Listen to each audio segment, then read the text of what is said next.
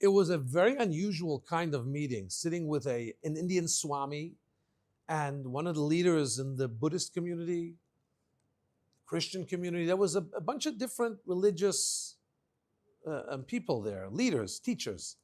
And I was there at this event, and they were telling a story which everybody was oohing and eyeing about the specialty of the person, the saint, the ascetic they were discussing. Somebody who was on a cliff up in the mountains for 20 years all alone. And the way he survived was every day he would lower down with a rope, a basket, to the beach that was down below. And there was a fisherman or somebody who put in a fish every day, and the ascetic would bring the basket up, and that's how he survived for 20 years, meditating, philosophizing, segregated from humanity, segregated from the world. And all the other religious teachers in the room were like in awe of this story of this saint, of this ascetic, of this mystic. And I asked a question. I said, what did the world, what did other people have from this individual? And what did God have from this individual? You see, Judaism is very different. The Torah talks about the smashing down, or I should say the removal of what looks like an impenetrable border between heaven and earth, between being an ascetic and being an indulgent. Let's unpack this for a moment. You may have seen that we advertise very strongly all around the world. Jewish children, come to the synagogue to hear the 10 Commandments on the holiday of Shavuot, the day the Torah was given.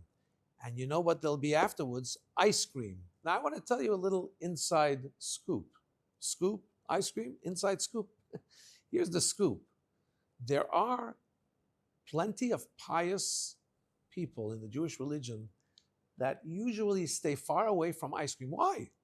There's plenty of kosher ice cream. But you see, ice cream by definition is something that's indulgence.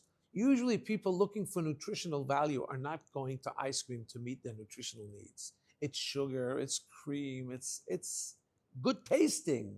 It makes a great feeling in your mouth and your taste buds, and it's cool and it slides down your throat.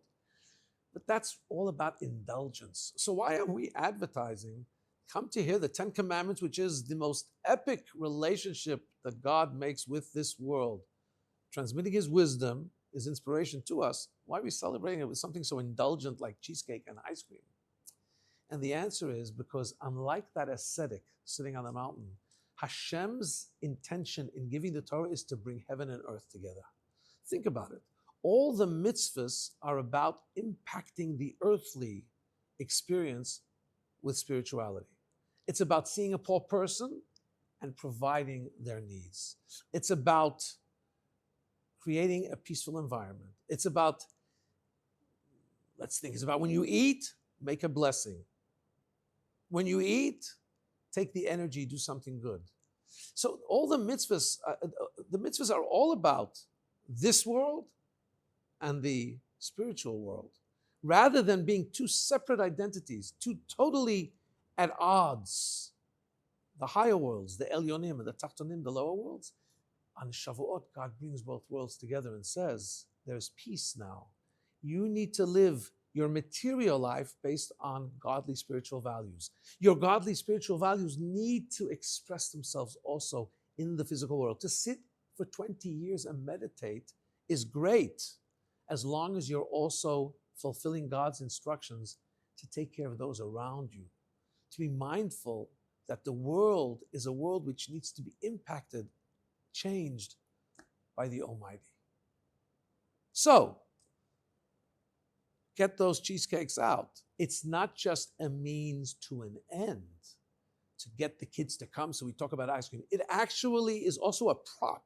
It also shows what the Torah is about, because if we can take that ice cream, and rather than it just being indulgence, being something that celebrates the divine connection with the world, then you know what happens? That ice cream eating actually becomes a holy food.